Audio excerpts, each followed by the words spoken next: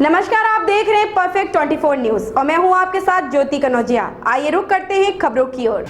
बिहार की नई सरकार 16 नवंबर को गठित हुई थी, जिसमें मेवालाल चौधरी को शिक्षा मंत्री का पद मिला। अब उन्होंने अपने पद से इस्तीफा दे दिया है। बता दें कि उन्होंने गुरुवार को ही पद ग्रहण किया था, लेकिन भ्रष्टाचार के आरोपों को लेकर उन्होंने इस्तीफा दिया है। केंद्रीय मंत्री सदानंद गौड़ा कोरोना संक्रमित पाए गए हैं। उन्होंने ट्वीट कर इसकी जानकारी दी है। गौड़ा ने ट्वीट कर बताया है कि कोविड के शुरुआती लक्षण के बाद मैंने कोरोना टेस्ट कराया, जिसमें मेरी रिपोर्ट पॉजिटिव आई है। मैंने खुद को आइसोलेट कर लिया है। घाटे के कारण देश की पहली निजी ट्रेन तेजस एक्सप्रेस को बंद करने का फैसला। सरकार की रेलवे को जबरन निजीकरण करने की कोशिश को यह एक करारा झटका माना जा सकता है। यात्री नहीं मिलने के कारण देश की पहली निजी ट्रेन तेजस एक्सप्रेस को बंद किया जा रहा है। मध्य प्रदेश की तर्ज पर उत्तर प्रदेश की योगी सरकार भी लव जिहाद पर सख्त कानून बनाने की तैयारी कर रही है। इस संबंध में उत्तर प्रदेश के गृह विभाग ने न्याय व विधि विभाग को प्रस्ताव भेजा है। विधि विभाग प्रस्ताव की समीक्षा कर रहा है।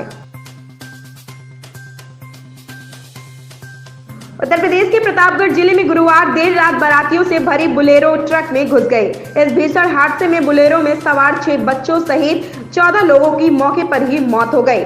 हादसे पर मुख्यमंत्री योगी आदित्यनाथ ने भी दुख जताया है। उन्होंने वरिष्ठ अधिकारियों को पीड़ितों की हर संभव मदद करने के निर्देश दिए हैं। मुख्यमंत्री योगी आदित्यनाथ ने मृतकों के परिजनों को 2-2 लाख रुपए का मुआवजा देने की घोषणा की है। सरकार के तमाम कदम उठाने के बाद भी देश में हाथ से मैला उठाने और बिना सुरक्षा उपकरणों के सीवर की सफाई करने का काम अभी तक बंद नहीं हुआ। इसी कारण केंद्र सरकार ने 2 बड़े फैसले किए हैं। सामाजिक न्याय मंत्रालय मशीन से सीवर की सफाई को अनिवार्य बनाने जा रहा है। वहीं शहरी मामलों के मंत्रालय ने सफाई मित्र सुरक्षा चैलेंज शुरू किया है, ताकि किसी भी व्यक्ति को सीवर या सेप्टिक टैंक में प्रवेश न करना पड़े। देश की सबसे पुरानी राजनीति पार्टी कांग्रेस अपने नए पार्टी अध्यक्ष को चुनने के लिए बड़ा व ऐतिहासिक कदम उठाने जा रही है। दरअसल भारतीय राष्ट्रीय कांग्रेस पार्टी अपना नया अध्यक्ष चुनने के लिए ऑनलाइन वोटिंग कराएगी। इसके लिए कांग्रेस के प्रतिनिधियों को जल्द ही डिजिटल वोटर कार्ड जारी किए जाएंगे। इस चुनाव के लिए केंद्रीय चुनाव प्राधिकरण के करीब 1500 कांग्रेसियों की सूची तैयार करने की प्रक्रिया शुरू कर दी गई है। इसके लिए उसने कांग्रेस की सभी इकाइयों से प्रतिनिधियों की तस्वीरें भेजने के लिए कहा है। कोरोना के तेजी से बढ़ते संक्रमण को देखते हुए गुजरात के अहमदाबाद में आज से 57 घंटे का मैराथन कर्फ्यू शुरू हो जाएगा। यह कर्फ्यू शुक्रवार यानी आज रात 9 बजे से होगा और सोमवार 23 नवंबर सुबह 6 बजे तक जारी रहेगा।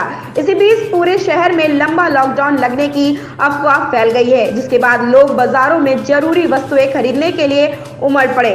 हालात ऐसे हो गए हैं कि कालूपुर मार्केट में पैर रखने तक की जगह नहीं बची है। ऐसे में मुख्यमंत्री विजय रूपाणी ने लोगों से अफवाहों पर ध्यान न देने की अपील की है। हिमाचल प्रदेश के जनजातीय जिले लाहौल स्पीति के तोरंग गांव में एक व्यक्ति को छोड़कर सभी 42 लोग कोरोना पॉजिटिव पाए गए हैं। इस शख्स की पत्नी समेत परिवार के 6 लोग भी संक्रमित हैं। 52 वर्ष के भूषण ठाकुर ही गांव में अकेले ऐसे शख्स हैं जिन्हें कोरोना छू भी नहीं पाया। भूषण ने बताया कि कोरोना से बचाव के लिए वह पूरे नियमों का पालन करते हैं। दिल्ली में शीतलहर का प्रकोप शुरू हो चुका है। इसके साथ ही 20 नवंबर यानी शुक्रवार का दिन इस सीजन का सबसे ठंडा दिन दर्ज हुआ है। शुक्रवार सुबह दिल्ली का न्यूनतम तापमान 7.5 डिग्री दर्ज हुआ, जो बीते 13 सालों में 2007 से नवंबर महीने में दर्ज हुआ सबसे कम तापमान है। मौसम विभाग द्वारा जारी आंकड़ों के अनुसार साफ आसमान और बर्फीली पहाड़ियों से उत्तर पश्चिम दिशा से चलने वाली सर्द हवाओं के कारण दिल्ली का तापमान इतना ज्यादा गिर गया है। ऐसी ही खबरों से जुड़े रहने के लिए आप देखते रहे परफेक्ट 24 न्यूज।